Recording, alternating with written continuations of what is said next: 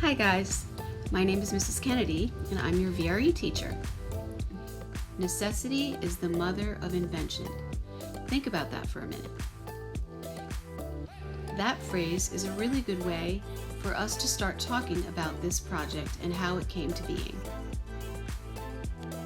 This project was designed by myself, Miss Barrios, who is a VRE teacher for elementary school, and Mr. Castro, who is a math teacher.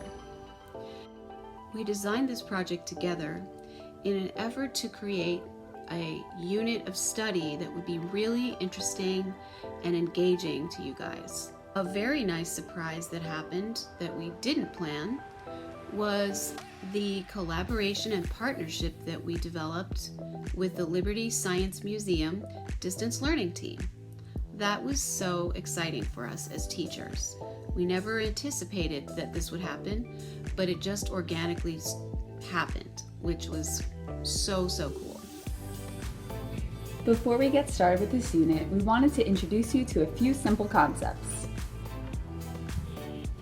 First, let's talk about engineering. An engineer is someone who uses science, math, and their understanding of the natural world to help them build things that solves problems. For instance, this can include anything from developing roadways, bridges, or computers to designing a new way to create a cake or create a new kind of video game. An architect is a person who designs buildings and homes. An architect is also an artist. An architect must know how to precisely draw their drawings on paper and through digital 3D renderings so people can visualize their ideas. It is the architect who works with the engineers and the construction industry to create buildings and spaces that serve the needs of the human beings that will inhabit them. Here's a great example. Look at this. One Central Park in Sydney, Australia is a building that is a real vertical garden. A park at the foot of the building literally continues up the structure as vegetation of 250 species of Australian plants and flowers cover the building. It looks pretty, shades the building, and sends an undeniable statement. Or how about the Pixel Building?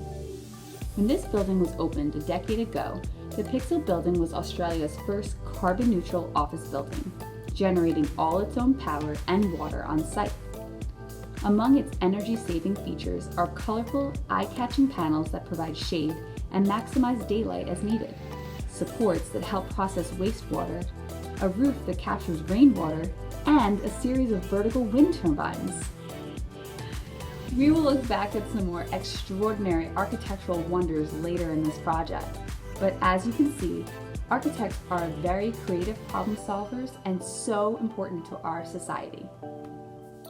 Hi guys, this is Ms. De Silva.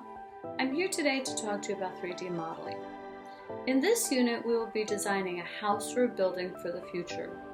You will be given a plot of land with exact latitudinal and longitudinal points.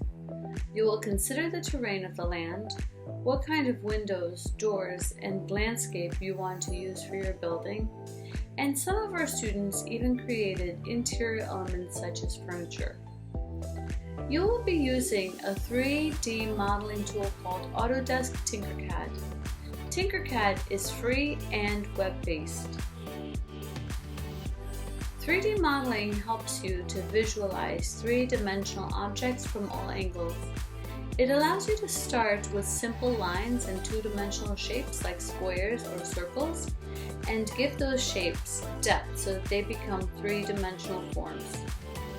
We are doing this engineering and architectural project intentionally in the spring so that it will coincide with your geometry units in math class. Once you learn basic skills in TINKERCAD, you will be well on your way to designing your architectural masterpiece.